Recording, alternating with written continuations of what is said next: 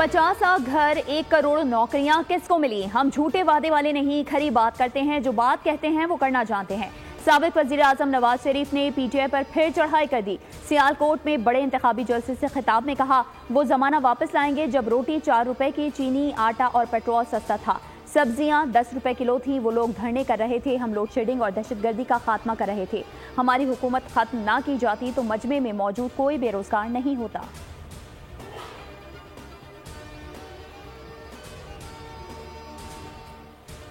अक्सरियत दिलाएंगे तो अवाम के मसाइल हल करना आसान होगा। साजिश को नहीं मानते, वाज़ेह कहते हैं। न खपे मियाँ साहब, ना खपे। चेयरमैन पाकिस्तान पीपल्स पार्टी बिलावल भुट्टो जरदारी का शिकारपुर में इंतखाबी जलसे से खिताब। कहा, हमारे मुखालफिन 3 नस्लों से मजहब और फ़िरक़े की बुनियाद पर तकसीम करते आ रहे हैं। ये लोग आपको लिसानियत की बुनियाद पर तकसीम करना चाहते हैं। नफरत और तकसीम की सियासत को दफन करूंगा। 8 फरवरी को इंशाअल्लाह तीरों की बारिश होगी।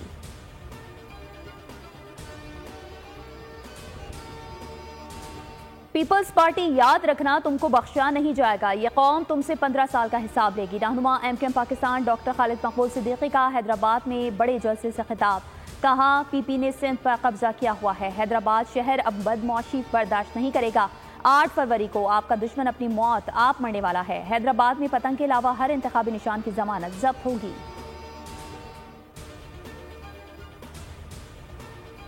मच और कौलपुर कॉम्प्लेक्स पर दहशतगर्द हमला पसपा। सैनिटाइजेशन और क्लियरेंस ऑपरेशन मुकम्मल। 3 रोज में 24 दहशतगर्द जहां वासिल।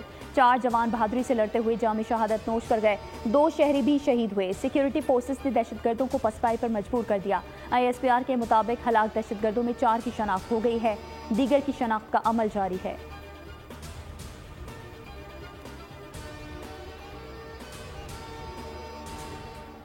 300 यूनिट फ्री बिजली देना नामुमकिन है। मुल्क के 24% लोग अब भी बिजली से महरूम हैं। साबिक वफाकी secretary power division Irfan Ali की बोल के प्रोग्राम तब्दीली डॉक्टर दानिश के साथ में गुफ्तगू। कहा, IPPs का भी बिजली की पैदावार में बड़ा किरदार है।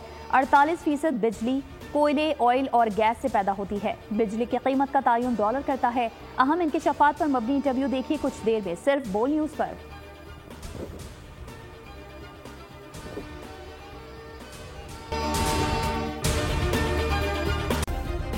सब्सक्राइब करें और बेल दबाएं ताकि कोई खबर रह न जाए।